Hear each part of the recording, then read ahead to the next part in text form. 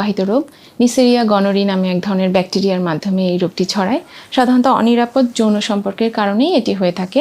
অনিরাপদ সম্পর্কের 1 থেকে 2 সপ্তাহের মধ্যে এই রোগটির সিমটমগুলো দেখা দেয়। তো এই ক্ষেত্রে এটা যে কোনো ভাবেই হতে পারে, এটা যোনিপথ অথবা মুখগহ্বর বা পায়ুপথ যে কোনো পদ্ধতিতেই হতে পারে। এই রোগে যেটা হয়, পুরুষ রোগীদের ক্ষেত্রে মূলত পুরুষাঙ্গ থেকে পুজ বের হতে পারে, প্রস্রাবে জ্বালা পোড়া হতে পারে এবং তলপেটে ব্যথা হতে পারে।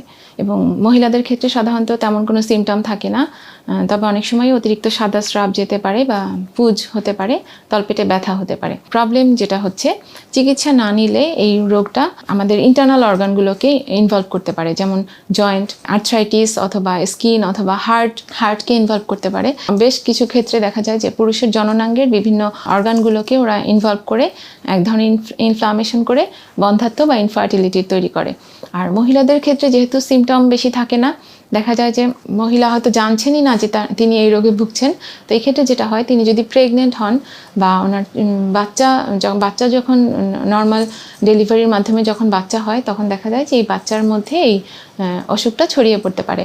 বাচ্চা এটাকে এই জীবাণু দ্বারা আক্রান্ত হতে পারে এবং এই ক্ষেত্রে বাচ্চা খুব সিভিয়ারলি ইনফেক্টেড হন এবং বাচ্চার চোখে একটা খুব মারাত্মক একটা ইনফেকশন দেখা দেয়। সুতরাং আমাদেরকে রুটিনলি একটু চেক আপ করে এটাকে যে কোনো যদি এই ধরনের কোনো সিমটম থাকে, যে সাদা স্রাব বা তলপেটে ব্যথা অথবা পুরুষাঙ্গ দিয়ে পুজ বা এই ধরনের কোনো কিছু বের হওয়া, সেক্ষেত্রে অবশ্যই আমাদের এটাকে একটু পরীক্ষা করে যথাযথভাবে চিকিৎসা নিয়ে ফেলা উচিত।